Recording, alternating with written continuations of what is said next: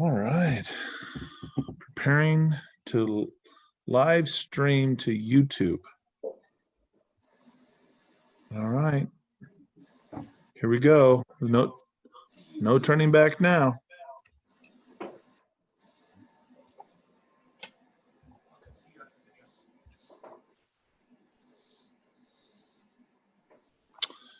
All right, so we're here live on the on CJ Wallace's YouTube channel. Going to be talking about credit banking. This is going to be the credit banking mastermind number 2. So this is exciting. Second week of the year, second mastermind. I'm going to give some time for some folks to jump in. Definitely want everybody to get in on board as we start putting out the information that we're going to be sharing. Going to be great. Really looking forward to this one. While we're waiting for folks to jump in on the on this credit banking mastermind number 2, I have to tell you, I'm really excited. Just got back from Texas, and we had the opportunity to meet with some wonderful folks. I want to say thank you to our hosts, Lyle and Matthew. And we picked up some new friends, Grant and Letha and Chase. And so I mean, we're excited to be working and doing some credit banking as well as some business credit with all of you. So this is exciting. All right, so we've got 8 people who've jumped on right now. We also have a number of people on the webinar. All right, now keep in mind that everything I have in the webinar is muted. Everything that I have on YouTube, obviously, you just have to type in your chat. Hello, Michael Johnson. All right, right from Jersey. You're all in, right? You playing Texas Hold'em? All in? Okay. So every week as we go through credit banking on this mastermind, we're going to be covering some different there's a different focus. So last week our focus was on budget, and I gave you the Excel spreadsheet that I use to really itemize out everything on the budget. And for those people who are joining into the mastermind, and you're like, oh, wait a minute, I wanted to go over all that budget stuff, and how do I get back to that? Well, every month there's going to be a lot of repeat.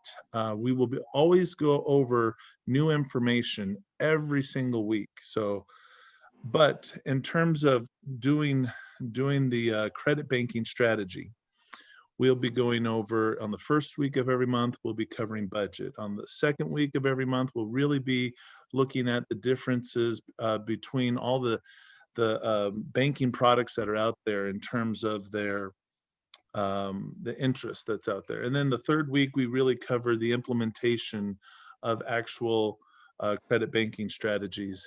And then the fourth week is a little bit of a difference every fourth week. That's going to be led by my business partner, Ray Fleming. So in the fourth week of the month, you'll be getting stuff like debt to income ratio training. You'll be going over really in-depth analysis of personal credit and how your FICO score is broke down. You'll be going over the connection or the synergy between business credit and credit banking. For those of you on CJ Wallace's YouTube channel, hello, welcome, and thank you to CJ for allowing us to be here tonight for this this great credit banking mastermind that we're going to have. What I want you to know is, for those of you who are confused, like, what's credit banking? Credit banking, velocity banking, also known as cash flow banking, mortgage sweep strategies. Sometimes it's also related to infinity banking. These are all they're all similar. They're all very much, it's like synonyms. So we're just using a more generic term than velocity banking, but it's all the same. So we're calling it credit banking. So how's the flow of each mastermind going to work? We started off, we're going to go over a little bit of a training. We're going to open it up to questions.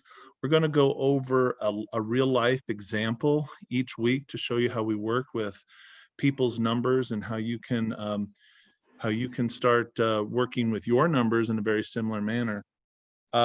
So when you go to the website, wiseguysanties.com/credit banking, as you see on your screen there, here's what happens for you. When you do this, when you go here, right, wiseguysanties.com/credit-banking, what you notice is that you have a form here where you put your first name in, your email, and your phone number. And that's just information that you're sharing with me. I'm not giving that out to anybody. I don't sell it or anything. It's just so that you and I can communicate with each other. And only if you want me to communicate with you, right?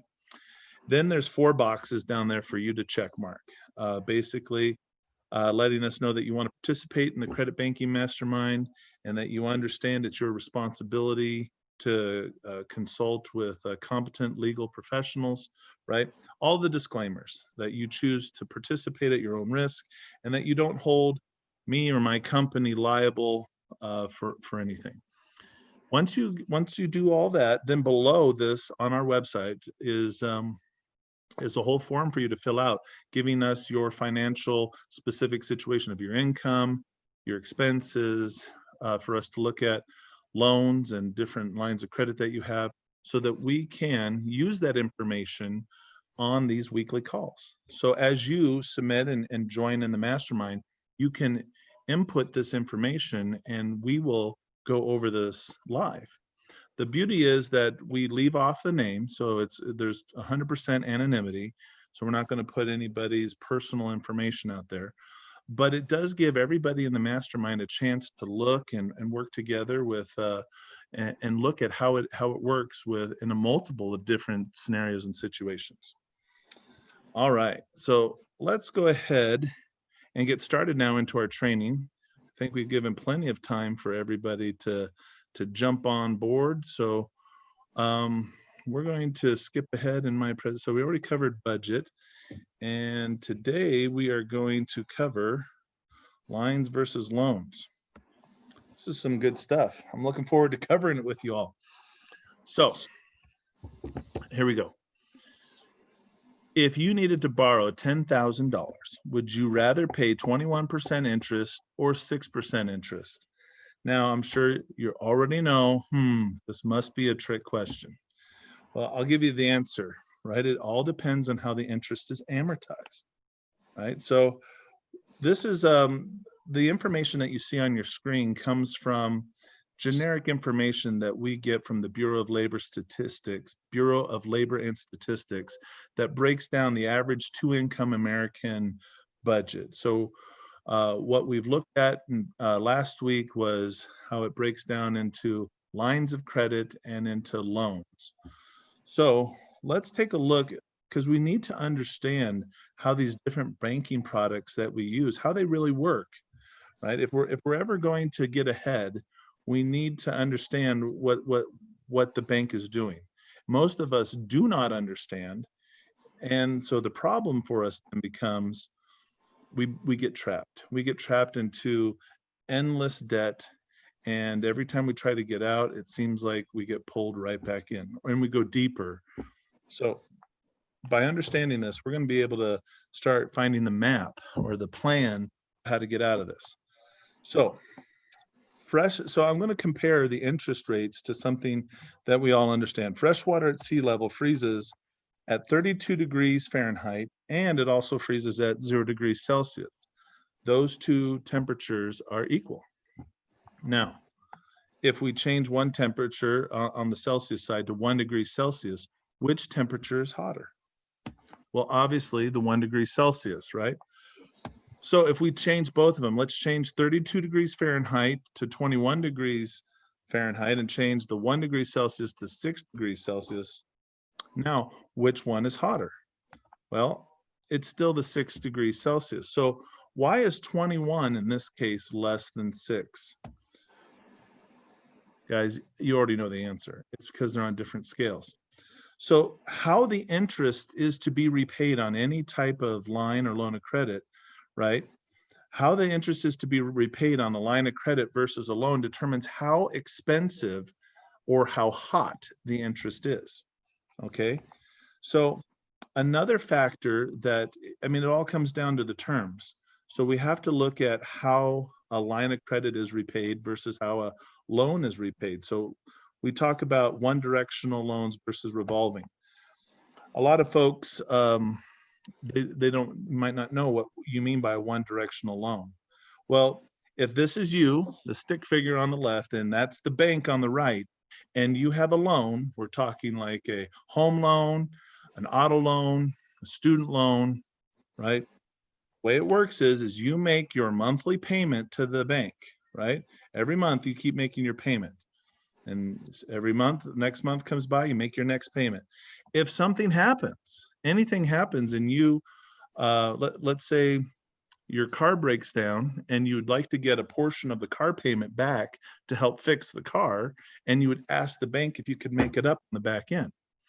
Well, the bank's going to say no, right? Because in a one directional loan, money never goes the opposite way. It only goes from you to the bank. So once you make, let's say on a mortgage payment, which is $1,200, you pay $1,200 in 1 month, that goes to the bank, it's gone. You lose 100% of that buying power. No, there's no return that comes back to you. What you get is equity in the property.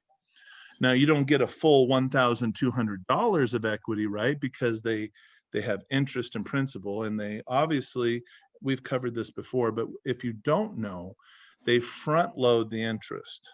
So you make a $1,200 payment, but 85% of that goes to interest. So you're really only getting about 15% of that payment that builds your equity. Let's compare that.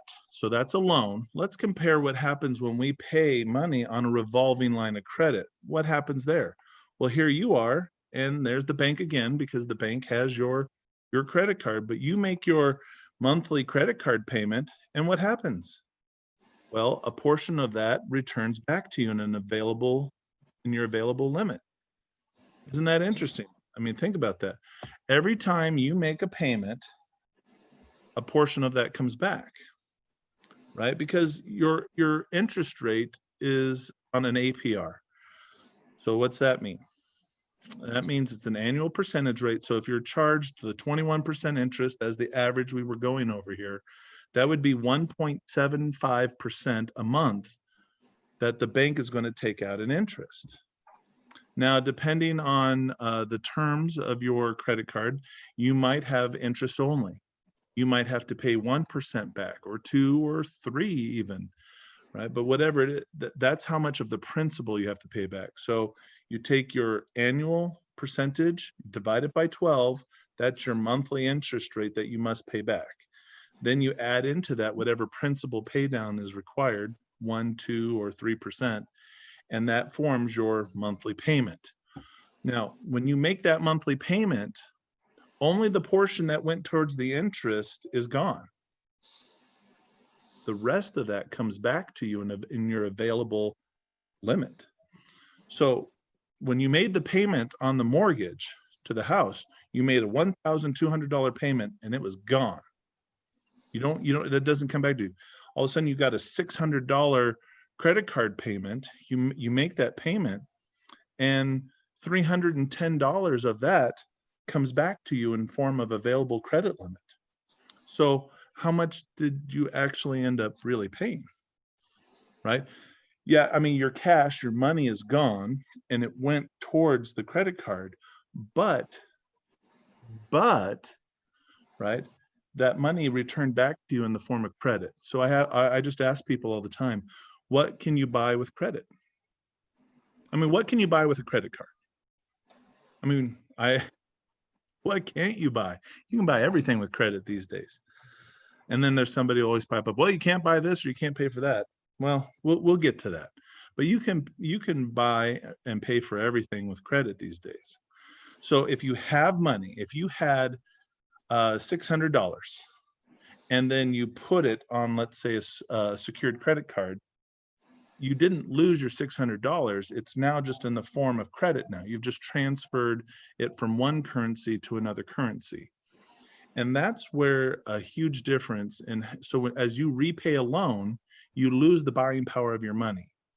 Whereas when you repay lines, you continue to keep access to a large portion, somewhere like 90% of or more of the buying power of your money still exists in the line of credit. So let's talk about now the interest. Are you interested about interest? I'm interested to learn more about interest. So how is the interest amortized in a loan versus a line of credit? What is amortization? What are we talking about? A lot of times when I try to help people understand this, I like to just talk about it as two different forms of interest. The reality is interest is interest. It's all the same. And I find it sometimes difficult to help people understand how one is paid for differently. So in this training here I'm trying to help you understand the difference. But in reality, the interest never really changes. It's just how the interest gets paid back. That's the devil is in the details. So let's take a look at that, shall we? So on a line of credit or a credit card, how is interest repaid? Well, there's a very simple formula, right? You have your, so I have A equals P times I divided by 12, right? That's non-amortized. When we say non-amortized, we usually just mean an interest-only payment, okay? Amortized, if we want to know, what does that mean? It's how your interest and the principal is to be repaid back over time, usually in monthly installments. But you can really negotiate any type of amortization, quarterly, semi-annual, annual, right? So, but typically it's how is the interest to be repaid back over time. And in all of our calculations, regardless of how you actually pay it back, we break it down into what's the monthly payment going to be. So in this equation, when we don't amortize it, it just means we're not really paying back the principal. We're just making interest-only payments. Another way of a non-amortized is if we make no payments and then we have a big balloon payment at the end, right? That would be non-amortized. So when we have a line of credit and it's interest, maybe it's just, hey, somebody offers you, hey, you can borrow the money, make interest-only payments, and you're trying to figure out, well, how much is that going to be? Very simple. So to figure out what your monthly payment is, you take your principal balance, how much you're borrowing, and then you multiply that by your interest rate. So that tells you the total amount of interest, and then you divide that by 12. And that'll tell you what your monthly payment is. Very simple. Most people intuitively understand that. Now, if there is going to be amortization on a line of credit or a credit card, then the formula changes. So we still keep the interest side of it the same, but now we have to add in the principal pay down side. So that'll be, so we take principal times interest, divide that by 12, and then we want to add that quantity to your principal divided by the percent pay down. So how much do they require you to pay down? So you got to read the fine print. If you get really great terms, you might only be required to pay back 1%. 1%. That'd be great. In some cases, it's going to be higher than that. So I'm picking 3.25% because that is what we see is we're trying to look at what is typical for somebody whose credit score might be around 600 to 650. What would we typically see on their average credit cards? So if your credit is 680, 700, you're this portion of the equation is going to change based off of the fine print, right?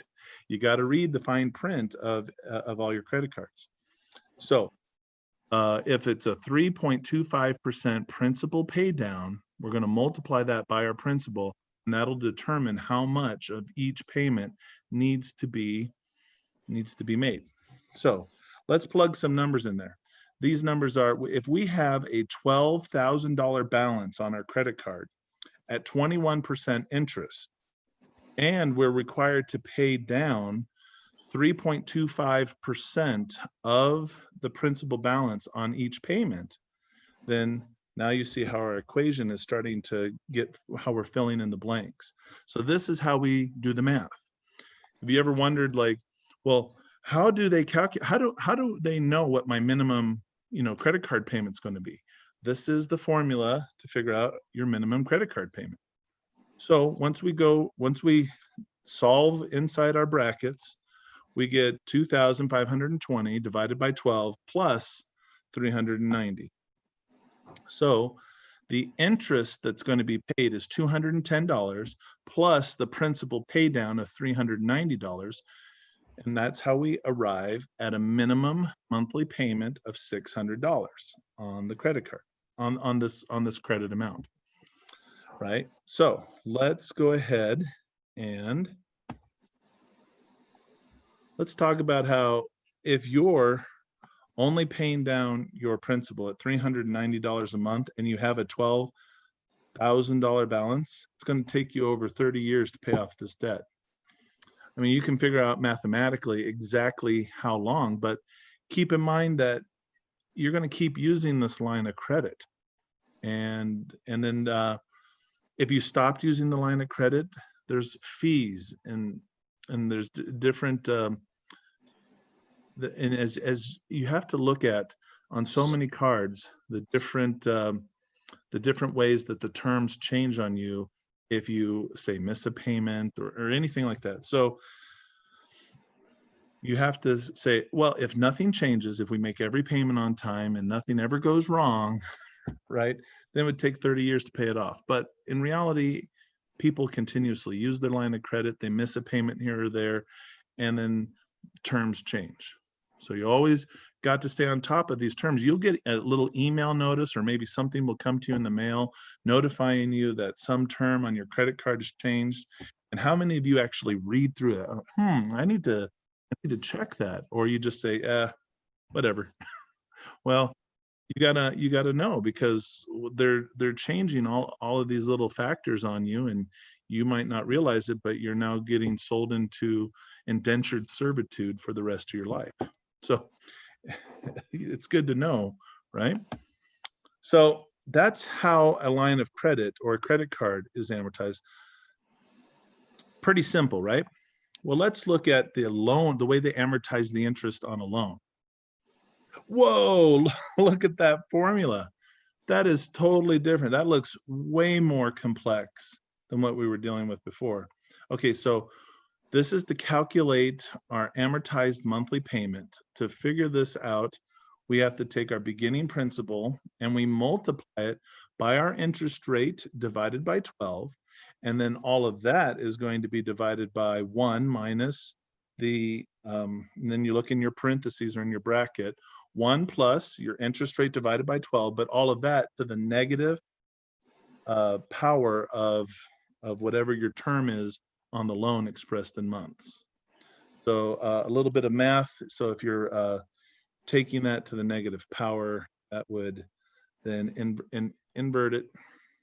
Anyway, it's quite crazy to look at how it's done. But let's go ahead and go through it. Let's plug in our numbers. Let's break it down. Okay. So if we have on our home mortgage a $200,000 loan amount, and that was at 6% interest, right? So we start plugging in our numbers, and that's for 30 years, which is 360 months. We have now plugged in all of our numbers. So we can now start breaking this down to help us determine what the actual monthly payment is. So from here, what do we do? So we're going to take our 0.6 divided by 12 and then add 1 to that. So we get 1.005. All right. Then the next thing we're also, so that 0.06 divided by 12 in the numerator of your fraction there is 0.005, right? Then we're going to take 1.005 to the negative 360th power, right? So that's going to give us 0.166. So we have to take 1 and subtract 1.66, and or subtract, yeah, 0.166, excuse me. And then now we've got 0.005 divided by 0.834. All right, so now that comes out to 0.006. We multiply that by 200,000, and we've come up with our minimum monthly payment for the loan, right, for this amortized loan, home mortgage loan, $1,200 a month. All right. So we look at an amortization schedule that I threw in here, and so each payment, you got to look very carefully as you look at these payments. Notice on each payment, it's basically a $1,200 payment, but how much goes towards interest and how much goes towards principal. And if you look, like each month, it slightly changes. But look, on payment number one, $1,000 of your $1,200 payment is going to the interest. Then on the principal side, you've got, almost $200 there, $199.10 going to the principal. Now the $1,200 payment, it's probably not even $1,200 because you got to factor in the fact that they're probably going to be charging you mortgage insurance. And then you've got to also factor in your property taxes and your regular homeowner's insurance.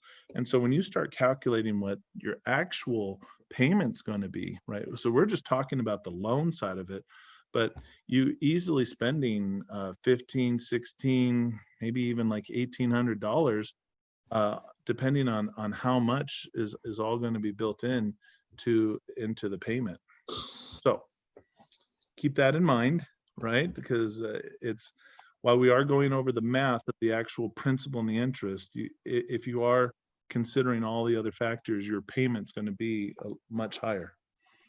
So as we look at the amortization schedule, what you notice is that for it to go on for 30 years, how much is that going to cost us? 30 years of interest. Well, we got to plug that into another formula. So to calculate the total interest, we have to take what our minimum monthly payment is, which we just calculated, multiply that by 360 payments, and then we have to subtract the original starting principal. All right, so if we plug in our numbers, we have a $1,200 payment. We multiply that by 360 payments, right? That's going to give us $432,000. So over the life of the whole loan, if you stay in the loan, you don't refi, you don't move, you just stay there. You're going to, for a $200,000 house, for a $200,000 loan at 6% interest, you're going to spend $432,000. Now, when we subtract out the original loan amount to figure out how much does it cost to borrow $200,000 from the bank at 6% interest? Well, it costs $232,000 to borrow $200,000 for that loan. That's how the interest is amortized. So looking at this is another way. We showed you the amortization schedule of each of the payments as you go, but you can see here, the blue line represents the interest payments and the red line represents the principal. So this is all loans that are amortized this way. The interest is front loaded. That means that you're going to pay the bulk of your interest all up front, while the principal is backloaded. You're going to pay off all of this back on the end of the loan. So if you notice, right around 222 months, or that's right around a little over 21 years, is when you begin to pay a little more towards the principal than you were towards the interest. 21 years into this loan. All right. That's all well and good. And over the life of the whole loan, as you calculate it out, it's going to come out to 6%. However, most people these days don't live in their house for 30 years. And what happens? What happens right here at the 60-month mark, which is 5 years? What do most people do? You have any input there? What happens? one of two things, usually. People either, what? They refi or they move. But both of those have the same effect, right? If you refinance, why do people refinance? Because maybe that $1,200 payment is just, that $1,200 payment is just huge. That's right, Mike. You're right. They refi. Good job. So they refi because why? Because they're living in a type of a scarcity mindset where all they look at is what the monthly payment is. All right. We get to the point where we're so focused inwardly on our finances that we just look at monthly payments. And if they have a way for us to save $200 a month, and so our monthly payment goes from $1,000 or goes from $1,200 to $1,000, we're like, yeah, I want to save $200. Think of all the Scooby snacks I could buy with that, right? I mean, we're so fickle. We want to save the money so we can go waste it somewhere else. But what did we give up? Well, if you look here on your screen, you gave up all that principal, which isn't much, but you gave it all up. Gave up all that principal just to save $200, and you start the clock over again. So not only do you actually give the bank back some money, but you're also restarting that clock. I mean, look, I mean, this is the state where most people are in. You're paying a lot in interest and very little in principal. But I mean, it doesn't even end there, does it? It doesn't even, so, I mean, yeah, simple refi seems like you're saving, but then, you know, they also say, well, what about all your debt? You got that credit card debt, all these things. Let's throw it all in there together. You're like, well, that sounds good to me. Then that'll make all my credit card balances go down. And you're like, yeah, that sounds good. But now you're going to increase this debt, right? I mean, what did you put on the credit card, right? What do any of us put on the credit card? Oh, we purchased, like I gave an example just this last weekend. A lot of times when we use the credit cards with our fix and flip company, we're buying like a washer and dryer. I mean, imagine you get a washer and dryer, and imagine getting on the 30-year payment plan to pay off a washer and dryer. I mean, and all the interest, they're going to make 6% interest on that over 30 years. I mean, what does that do for you? The more and more of this debt that you consolidate, you end up going right back to the payment that you had before. But now you feel comforted because now your credit cards are freed up. But what are you going to do with your credit cards? Well, you're going to end up loading them back up because you're saving them in case of an emergency. And then in 4 or 5 years, you're going to be worse off than you were when you started. So it's none of the systems that are offered to us to help us by government, by corporations, by the banks, none of these systems are actually designed to succeed. They're designed that will fail and then have to be in complete and utter dependency upon the government or the banks or corporations. Not that I'm a conspiracy theorist, because hey, if I mean, I want that to be my business model. I want to be a bank and then lend money, and I mean, it just makes sense. You can't beat them at this game, and a lot of people have tried, and a lot of people have failed. So don't try to beat them at their game. Let's learn the game. A lot of us don't even realize we're playing this game. We need to get on the same playing field. We need to know the same rules, and we just need to play the game the way it's being played. I mean, if you were in sports and there's a team that's just totally dominating, they're just totally crushing, they're winning all the time, are you going to do the opposite of what they're doing? No. You're going to learn what is it that they're doing to win, and what can we do to copy that so that we can win, because we want to be a champion too. All right. So on this payment plan, after this 60 months, after 5 years, you've paid $72,000, $1,200 a month for 60 months. You've paid $72,000 toward the mortgage. Now, where did that money go?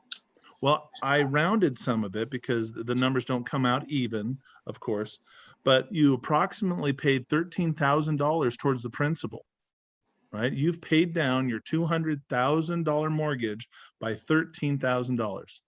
Woohoo, right? But you've paid $59,000 in interest to the bank, right? All those fat cats at the bank are patting themselves on the back. Yeah.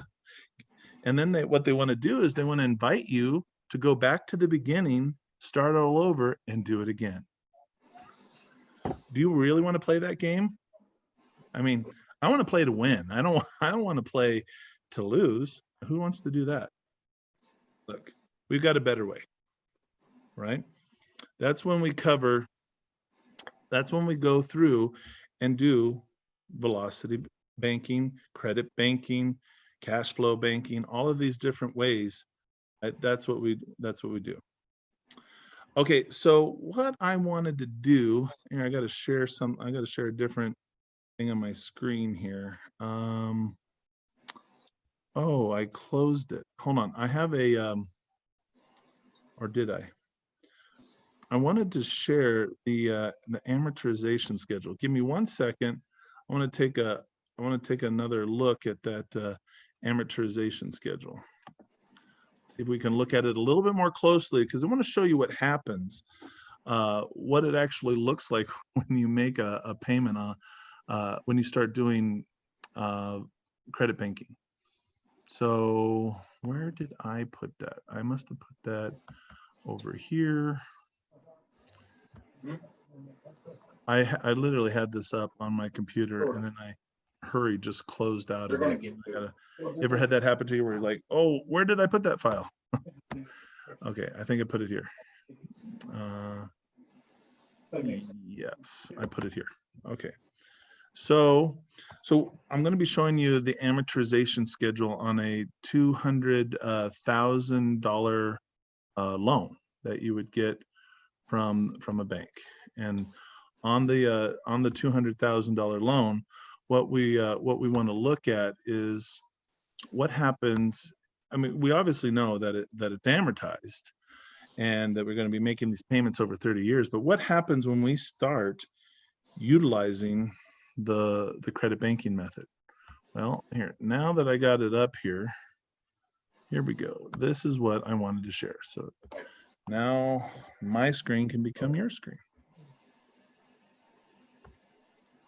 All right, so let's see if we can make this a little bit bigger. And boom. Okay, so we were looking at this amortization a bit earlier, and we saw what it was like on payment one, right? On payment one, on a $1,200 payment, $1,000 is going to the interest and only $200 going to the principal. But let's skip ahead. Let's say we've been doing good, and we are at that point right here at the end of 5 years, right? If we started this in January 1, this loan, here we are, and we have approximately paid down our debt by $13,000.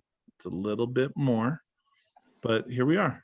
And this is where we would be at the end of 60 months of making these payments.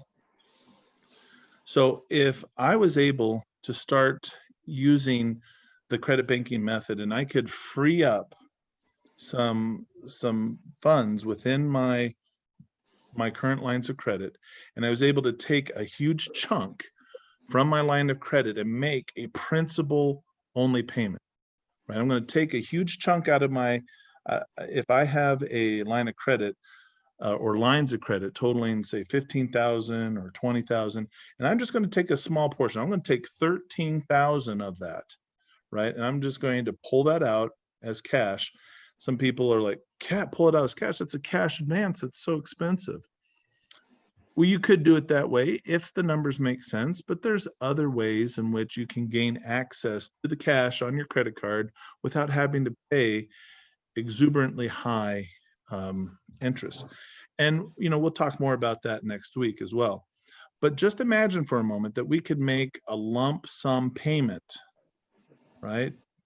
So we're going to take $13,000. Now that debt is going to transfer from being here in the mortgage to now my credit cards now have $13,000 of debt on that. You're like, well, what are you talking about, Joseph? Now we've got to make our mortgage payment and we got to make this credit card payment. It's all going to make sense because we're going to, when you do credit banking, what does that mean? We're going to bank through our credit line, right? Our credit lines, our credit cards become our new checking and savings accounts. So we're going to funnel all of our money through there and we're going to make payments with our line of credit on our debt. Keep in mind when I was showing you how that works, when you make your payments on your lines of credit, you're not losing money, right? You still have access to buying power. You're converting money that you make from your job and you're converting it into credit. So you're just converting it from one currency, which is cash, into credit. But you still have the same buying power because credit what can you pay for with credit that you can pay for with cash? They're interchangeable. So we're going to run everything through the credit line. And I mean, let me just stop for a moment right there because I get a lot of people like, well, I heard what you're talking about, Joseph. Why don't I just save up a whole bunch of money in my savings account and just make a big, huge payment that way? It's going to mathematically have the same effect as your credit banking method. And to that, I say, you're right. It will mathematically still work out. If you want to save up the money and then make the large payment, it'll still work out the exact same way. However, what you did there was you saved up your own money and you made a lump sum payment with your own money. Once you made that payment of your money, it's gone. Your money is now gone or transferred now into the equity within your property. And if you like that, that's great. But I don't think that's very efficient because if you have the opportunity to use somebody else's money and they put the bulk payment down and then you save your cash and you use the cash to make the payments on that money, now you're ahead because you haven't lost the buying power. And as you make the payments on the line of credit, remember 90% of that comes back to you in available credit. So this is a way to leverage. I'm talking about how you leverage, and we're going to get a lot of benefits. And then if you stack on top of that the benefit of getting cash back or flight miles or whatever type of perks that come with using lines of credit, you can start using a credit banking strategy, and all of a sudden you have, because you're using it every month and you're running everything through your lines of credit every month, before you know it, you have planned to go on a vacation, maybe to Hawaii. Well, now the $4,000 that it would cost for the airline tickets, that's taken care of with your flight miles. Or think about cash back rewards. Imagine getting paid money back for using the lines of credit.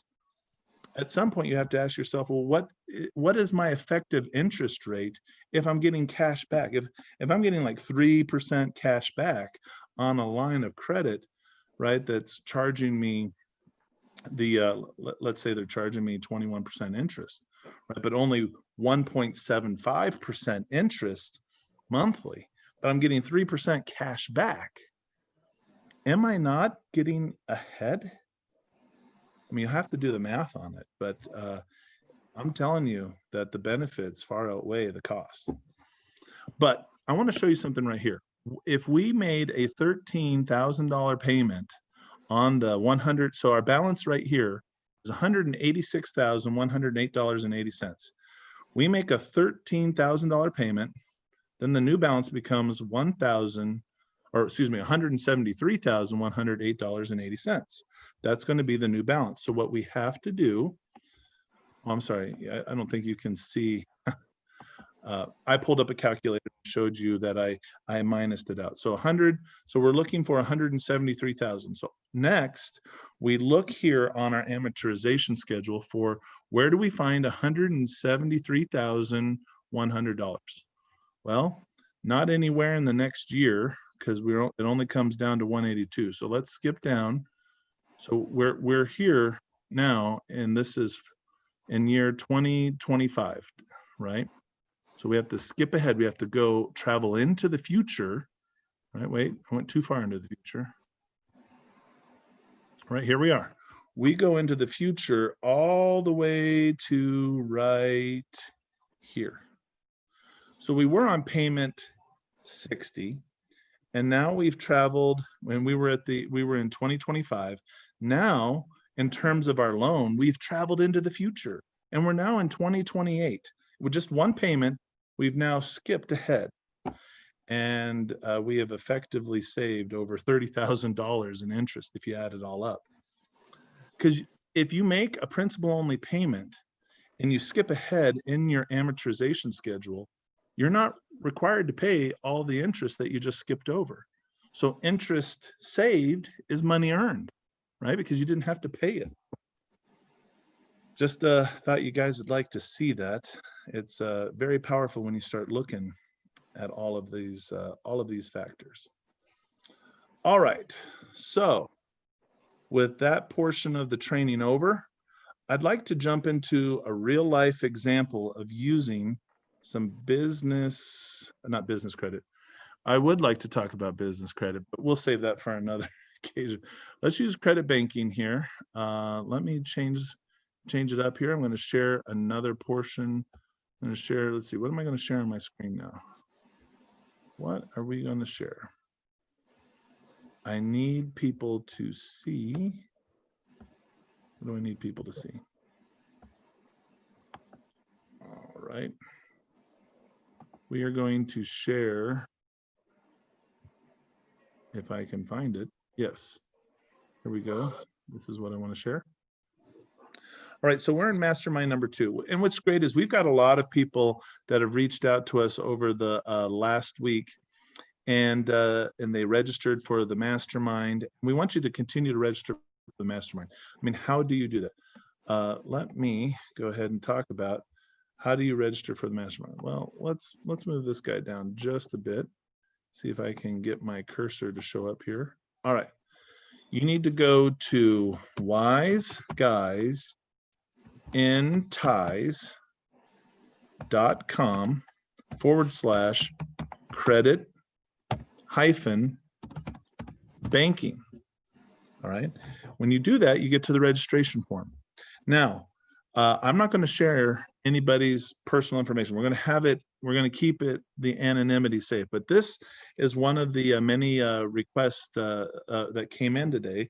And so what we're going to do is we're just going to go over the numbers and talk about how we would implement credit banking, but we're going to use real life numbers from those of you participating in the Mastermind. So this is pretty exciting.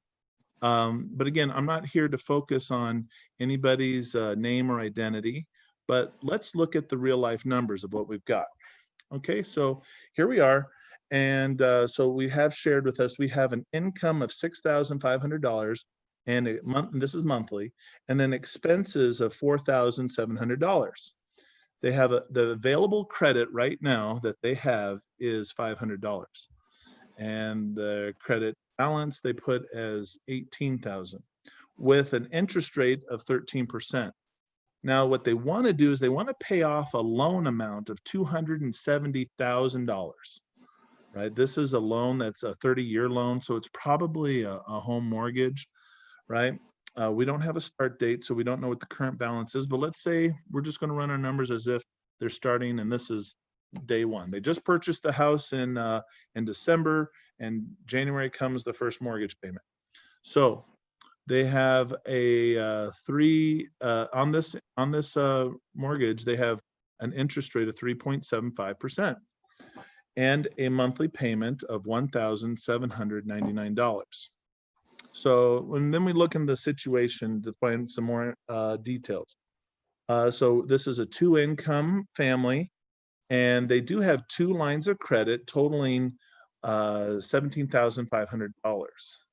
So that puts the previous information in a little more context. So the total available credit is 18,000, or not available credit, but their limit is 18,000. Their available credit is 500.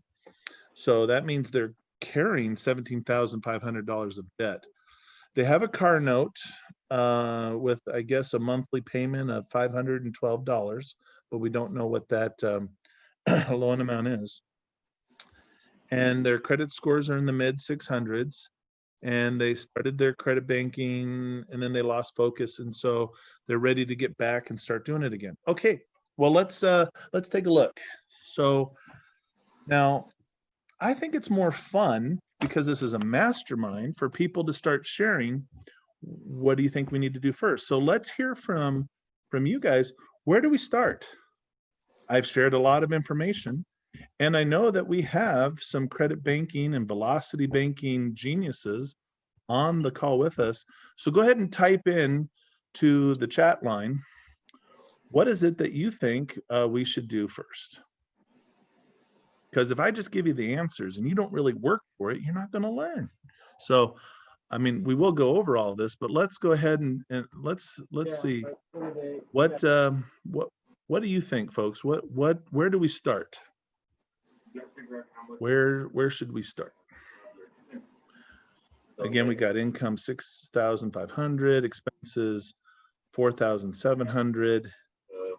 So we only have $500 of available limit on a we have an $18,000 limit, but only $500 of that available. We've got this loan of $270,000 that we want to pay off, and we've got a monthly payment on that of $1,799. So basically $1,800. So let's see here. 1,800. Got 1,000 of that on the credit card. so the car payment for that. let's see. So we have Letha say we should start with credit banking. Well, absolutely. I think the temptation here is to immediately look at these loans, these large amounts, this $270,000, and think, we got to pay that off. We got to get rid of that. That's huge. That's true. We got to get rid of that. But I think where we should start, does anybody else have any ideas, or are we ready for me to contribute? This is a mastermind, which means it is interactive. I know the first part was training, where you were sitting back and absorbing the things that I was saying. But I want you to think. So there's a lot of resources here. How would we start implementing this? Joseph, can you hear me? Okay, so I also have another message from Letha, and she's saying, well, there's no cash flow, and so, or cash flow is king first. So you're right. You're on the right track. That's exactly what we need to do. We do have some cash flow, right? Because if you take the income of 6,500 and you subtract the expenses of 4,700, we've got $1,800 of cash flow right there. However, before we can attack that loan, we need to get that credit balance down. So I'm going to go ahead and open up another tool. Joseph, can you hear me? And Mike Charles says, look at the smaller amounts. Yeah, I mean, we definitely, I mean, and that's something that we talked about last week, was about how do you evaluate which debts should be paid down first. And we want to definitely look at the efficiency and tackle those first. But in this example, I think even though we've got to take care of that $270,000 mortgage, before we can even get there, we must take care of this $18,000, or the $17,500 credit limit. So how are we going to do that? Well, how are we going to do that? Anybody got any ideas? How do we start tackling the $17,500 balance on this line of credit? Because put the income on the credit card. All right. So I got more leads coming in on the chat we have here. Chase is saying use the total income on the credit card. You're right. So exactly. And then we also have Grant saying, oh yeah, for those of you who are actually in the webinar, it's completely muted, so you can speak all you want, but you can't be heard by the host. The host has you muted. So, otherwise, then we wouldn't be able to put all this out to everybody. Right. Exactly. So that's exactly what we're going to do. Mike Charles says, put your income into cards. Same from Chase, and same from Letha, and also same from Grant. So we have a lot of people that got their answer right. Okay, so what I'm going to do now is I'm going to open up my handy dandy Excel spreadsheet. What do I use this for? This has calculated all of my wonderful little credit banking, all the credit banking mastermind information. So I'm going to open this up and then we're going to share it. That's the plan anyway, is to share it. So that was the budget. Okay, so I'm going to pull out my debt acceleration calculator. It's like a superhero. It's got its own cape and everything. All right, so we're going to go here. I'm going to share. We are going to share the calculator right here. Yeah. All right, so this is our Excel spreadsheet. And so we're going to start plugging in some information right here. So we go back to our original numbers. And let me make sure we get that in here. So we have the interest rate. Okay, so our interest rate, I believe they said, was 13% interest. Our income was 6,400, and then expenses. The expenses were 4,700. So let us They did this kind of thing. put that in here. Going to like 5,000 and then like goes over here. And I love technology when it works. This is actually a lot better. I wish they would have did this. I think what I need to do, it'd be easier if I share the whole screen. And then we share that. Okay. So then when I go back here, 4,700. Boom. Okay. Did I get that right? Let's look back here. 6,500. I put 6,400. So let's get the income right. 6,500. Okay, so we're working with $1,800 of cash flow. And make sure we got the interest rate right. It is 13%. Perfect. Now we come over here to the amortized debt. We're talking about $270,000 at a interest rate of 3.75. So let's put in 3.75% interest, and that's for 360 months. And the current debt payment is $1,799. I remember that. And that should tell us where we're at here. Okay. So once we get everything in there, what are we looking at? So this is the amortized debt that we're currently at. So now the amortized debt, if we were if $1,799 was going to pay down principal and interest, this would cut down from 360. That would make that shorter. But I bet you what they've got in there is mortgage insurance, and they're paying taxes and everything. So let us go ahead, and then at 3.75% interest with a starting balance of 207. So you all need to make sure that you have an HB 10B2 calculator, right? It's a handy dandy tool for calculating your mortgage interest. Okay, so The actual payment here is that's of the $1,799, I believe $1,250 is going towards principal. There we go.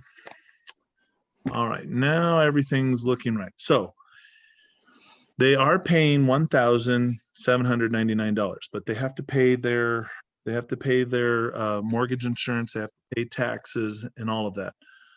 Of that payment, $1,250 goes towards the principal and interest. That's what you're seeing here on this part of the screen, the blue part of the screen. So when they make their payment, if they make the minimum payment every month, it'll be paid off in 30 years at 3.75% interest. We got a question here from Dan saying, what if you took an advance with a 4% fee and still have payment on the line? And then he says, are you suggesting dropping your check into the card? Okay, well, if you're talking about taking an advance, like a cash advance on the card, no, I'm not necessarily saying to do that. You could do that. Well, the way Dan, that we end up utilizing that, I mean, there's several different ways, but and that's not the entire focus. Like, we're going to focus heavy on that. That's definitely next week, how we implement and take advantage of some of those strategies. But you got to believe me that we have different third parties. And there's also ways that you can do this within yourself, where you can take the credit that you have, and if you had to convert it into a principal only payment, could do that without having to pay the high cash advance. Now, 4% fee, if you were perhaps looking over here on this advanced debt acceleration line, this portion right here is when we use a Heloc strategy. If we were to take a Heloc and purchase out the first position mortgage into a Heloc, we then would have to reconfigure the payment on the Heloc for how we would pay that down. Now, a Heloc, a home equity line of credit that you put into first position, that's what this whole yellow side's for. And we're not working this strategy today, but this is coming up. We will be working on that for those folks. Definitely going to have equity in the property. If you're just starting out with a loan, then that's not going to be a strategy. But if you have 40% equity in your house and you wanted to see about doing one of these advanced debt strategies with a Heloc in first position, that's going to be a topic for a future discussion. These type of special situations that come up, this is why we have Ray Fleming, and he's going to be training on every 4th week of the month, going over these type of special things.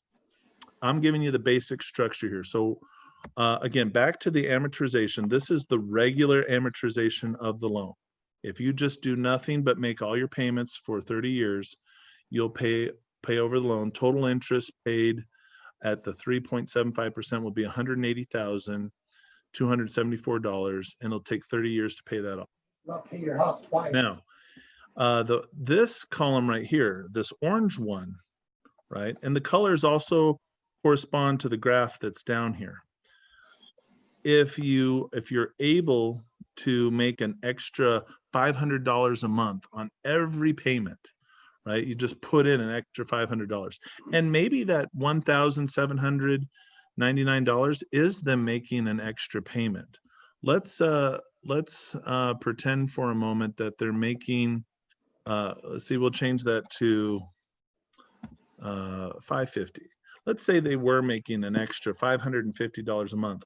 On the orange line, what you see is how much time that takes off. Instead of it taking 30 years to pay off the mortgage, you see that it only takes 16.9 years to pay off that mortgage, right? And the total interest paid is $94,903. So there is a savings of $85,000 or $85,372, right? That's just by making an extra $550 every month that you add to your mortgage payment. So that's how quickly it'll pay down. Now, using the basic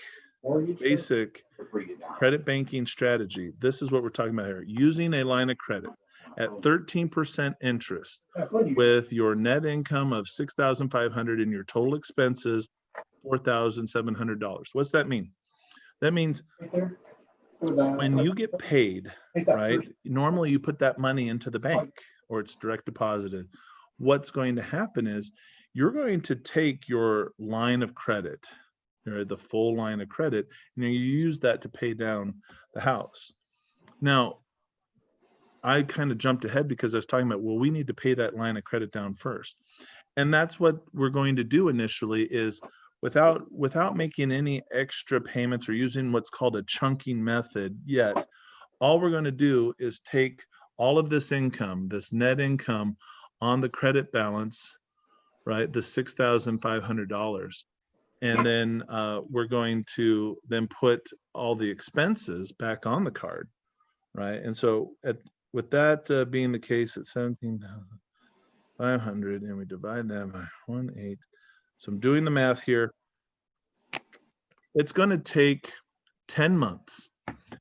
So if we start with, if all of these are our numbers, let's go back. If this is where we're at, if these are our numbers, before we start paying down the loan with the chunking method and using velocity banking as I have described, what you're going to do is you're going to eliminate all the debt that's on that line of credit first. And it's only going to take 10 months, 10 months of pushing all of your income through the card and then putting all your expenses on the card. And it's going to be great because it's going to have the effect or the net effect of paying down all that debt. And your bank will love to see that because you have a huge balance. And if you're paying it down more every month than the expenses that you're putting on there, right? And you do that every month for 6, 9, 12 months, you're going to be able to go back to this line of credit, this bank, and ask for a credit limit increase or an interest rate reduction. Keep in mind that if you ask for it manually, they will do an inquiry, and an inquiry will have a negative impact on your credit score. However, if you just do this the right way every month without fail, right? Every bank's a little different, but somewhere between 6, 9, and 12 months, you can become a victim of a credit limit increase. I like to say it because CJ Wallace here, we're here on his YouTube channel live today. He likes to say becoming a victim of a credit limit increase as if that's a bad thing. That's a good thing. That's a great thing. And you'd love to see that happen where the bank just says, yeah, we're increasing your limit because you've learned how to play well and get along with others. And so we want to give you more money.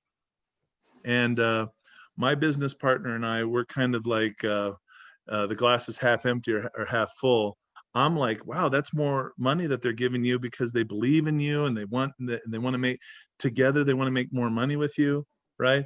And my business partner's like, no, they think it's a fluke. They're just giving you more rope to hang yourself, regardless of what the case is, regardless of what your point of view on it is. If you're educated and you know what you're doing, you can make this work for you. So if we're working with the numbers that we were given here, very first thing is we want to free up that money on that line of credit. One word of caution. If that $17,500 balance has been there and been in place for over 12 months, well, I want to give you a word of caution. That means you've been over 50% utilization for 12 months. And so the reverse happens, right? So if you are using your lines of credit the right way, then the bank reviews it. Well, they increase your lines of credit. If you remain over 50% utilization for 12 months, they have the option to shrink your limit. And so we don't want to do any of the behaviors that shrink our limits. In fact, you want to take on what you want to do is you want to avoid going over 50% utilization. That is going to stop any negatives really from cropping up onto your credit as a result of your utilization. You want to work on getting your utilization to under 30%. If you can get it under even 15%, that's even better, because that is going to actively grow your credit, I mean, and cause your credit score to go up. These are excellent things, but that all goes into how credit is calculated and your FICO score. So we're going to use some principles here where if we have credit cards or we have a line of credit, we need to use them every month. Okay, we need to pay those lines of credit down more every month than what we put onto it. So if we pay it all the way down to zero, how does that work then? Well, then we've got to put a large balance back on there, which is that chunking method that I had mentioned. So if we have the option, once we pay down our line of credit, to go drop $8,500 in a lump sum payment on the card, and then use this $6,500 of income coming in, and then putting $4,700 of expenses every month on the card, you're going to pay that $8,500 amount down by $1,800 every month. Now, for some of you, it might feel like we're throwing a lot of numbers at you and you're like, what are we talking about? Again, we're talking about if you take your income, you subtract your expenses, what's left over is your cash flow. Your cash flow is going to be the speed or the acceleration of how your debt is paid down. So the debt on the credit card is $17,500. Where does that number come from? Well, that comes from what was shared with us here. We see down here in the notes that we have $17,500 is the balance that's being carried on currently on the line of credit. So back here, this screen that you see here is how are we paying the house down? Well, we can't even begin to do anything here on the screen until we have that credit line paid down. All right, now I gave you a word of caution. If that credit line that you have has been over 50% utilization for 12 months, as you pay it down, keep in mind that the bank has the option to lower that limit. I mean, how much they lower, it's up to them. So some people, with that in mind, they didn't know that, and they had a credit line that was maxed out for 2 years. They go and put a whole bunch of money down on that card, and then the bank shrinks down the limit by the same amount that you made your payment. And then it feels like, wait a minute, this credit banking doesn't work because you said I was going to get access back to my money.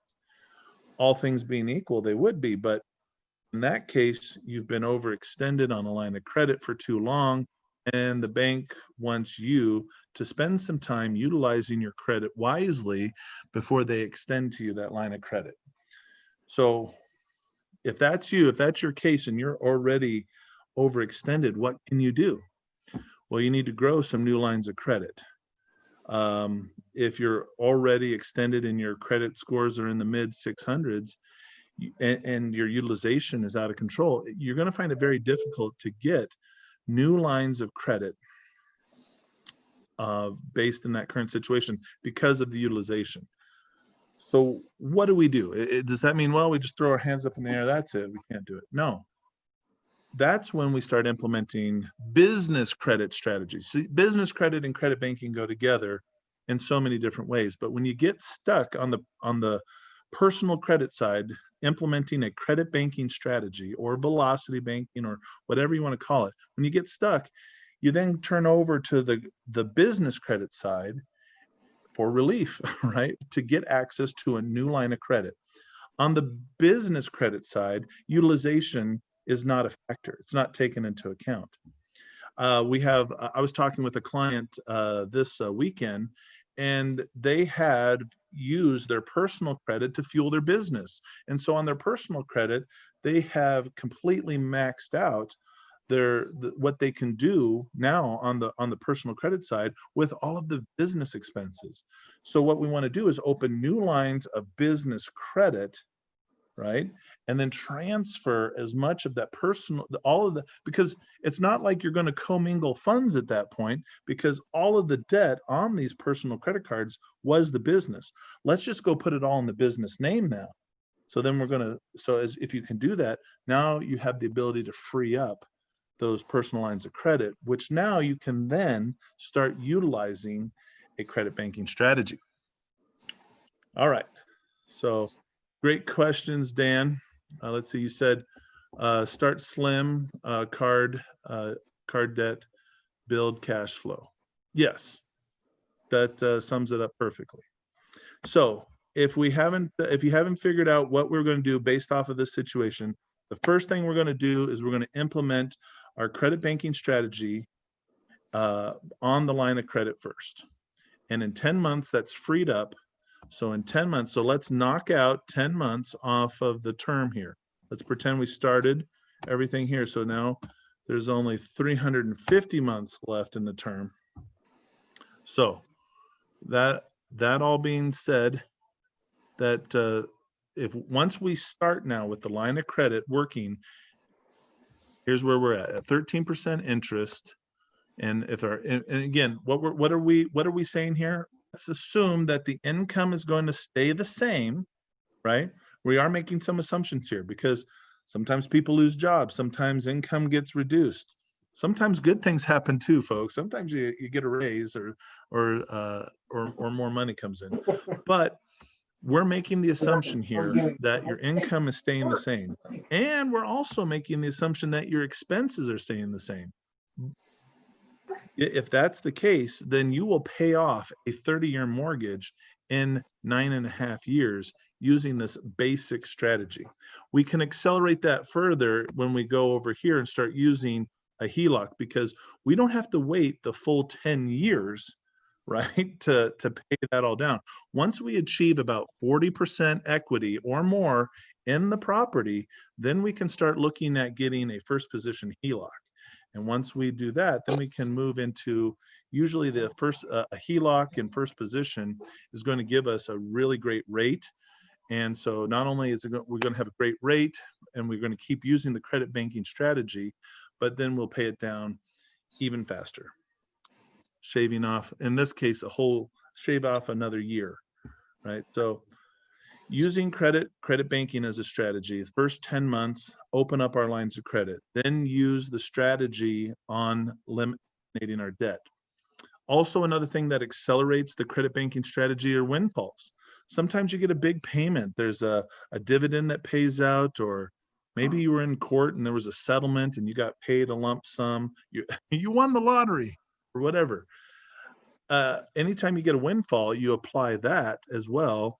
And that accelerates the payment as well, because you're not going to lose the money if you're converting it into either your available line of credit or you're converting it into equity.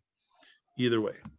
Now, the only reason why we would convert it into equity is if we're going to need, because let's say we need to get into that Heloc, but we can't do that until we have more equity.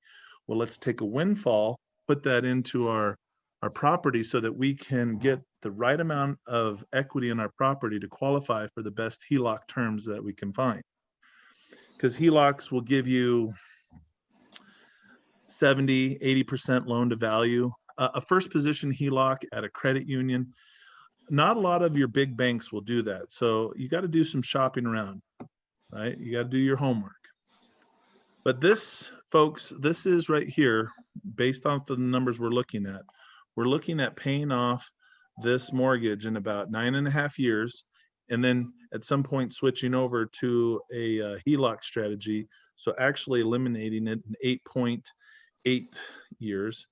And we're going to save ourselves initially $121,000, but as much as $129,790 in the process. So when you use credit banking, when you use velocity banking, when you utilize these strategies, it's faster and it's cheaper.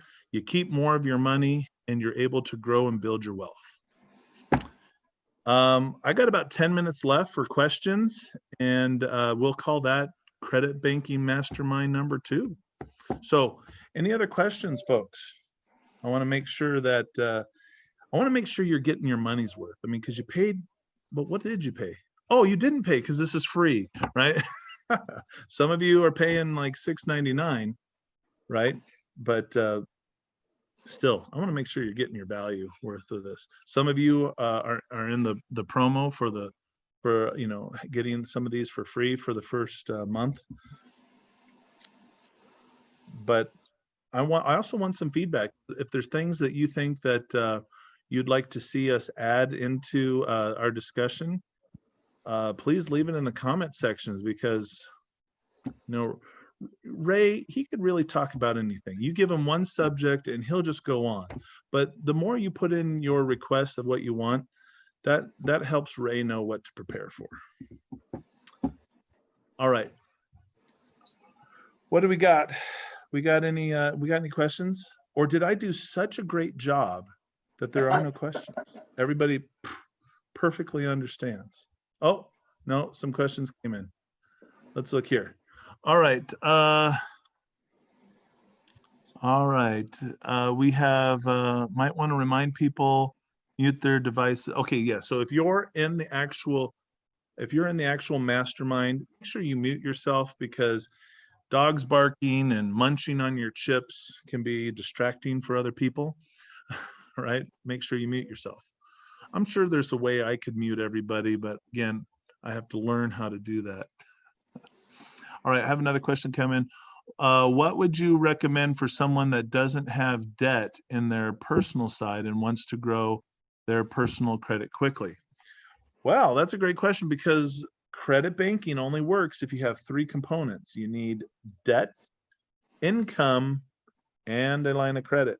So if you're missing any one of those three, you can't do it. It's like baking chocolate chip cookies, but you don't have the chocolate chips, right? You got to have all three components.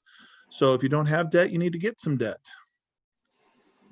Now, let's be smart about the debt we're going to pick up. If you're just starting out, we want to pick up some small debts and pay that off. So maybe we're talking about an auto loan or a personal loan, right? A personal line of credit or something like that. And maybe you use that to purchase some computers or something.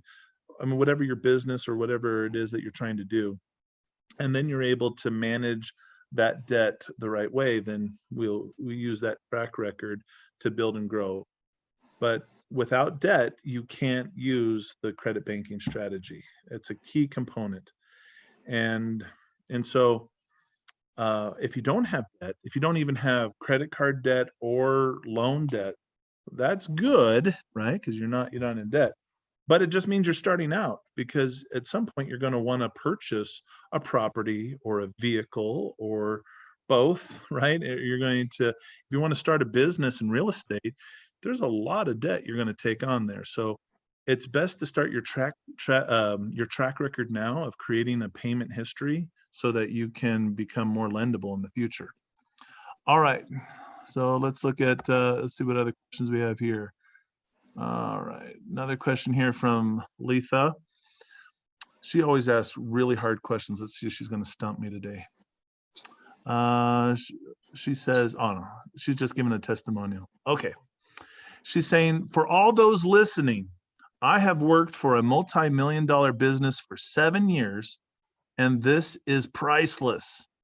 Thank you, Letha. I really appreciate that. She says, refer business owners that need this information. She wants to refer people, business owners that need this information. Knowledge is power, but only when you put it into action. You are so right. I mean, that really is the thing that I want to probably close on right here is, if you take this information and you think to yourself, that's interesting. Oh, that's nice. I'll think about that, but do nothing, then you've wasted this time. I have hundreds of clients and lots of people that I want to work with, and I find that there's not enough hours in the day to help all of you implement these strategies, which is why we created this mastermind, so that we can pool multiple people together and get this information out. Because the more people that start implementing these strategies, imagine if we start all paying off our debt and we start all increasing our cash flow and we start having the money to fuel a business dream or goal. What would happen if you could afford to do whatever you wanted with whomever you wanted, whenever you wanted, regardless of the cost or the time? What would the world be like if we had that? I mean, that's the goal here of this mastermind. And if you want to continue to be a part of it, I want you to join. So what does it take to join this mastermind? Well, let me go right back up the top. It's very simple. I want you to go ahead, and if I can get that up on my screen here, I want you to go to wiseguysandties.com/credit-banking. And you see on your screen, this is what it's going to look like. You're going to put in your first name, your email address, and your phone number. I don't keep any of that information. I mean, I keep it, but I don't give it out, right? So don't worry about that. But then you check mark the 4 boxes. And yes, you have to check mark the 4 boxes. And then you're in, right? And then what you'll do is you'll be on the other side of, so right now we're broadcasting on YouTube right now, as well as we have our people that are with us in the actual mastermind. The people in the mastermind get a little bit of a bonus because we get to talk and chat a little bit before and afterwards. You on YouTube are experiencing what this is like. And if this has been a value to you, if you feel blessed by the time that we shared together, then hop on, let's join this mastermind and let's figure out a way that we can all help each other obtain the financial freedom we've all been looking for. On behalf of myself and my business partner, Ray Fleming, we want to wish you all a good night and God bless you folks. As I go ahead here and click on these buttons, and we'll see what happens.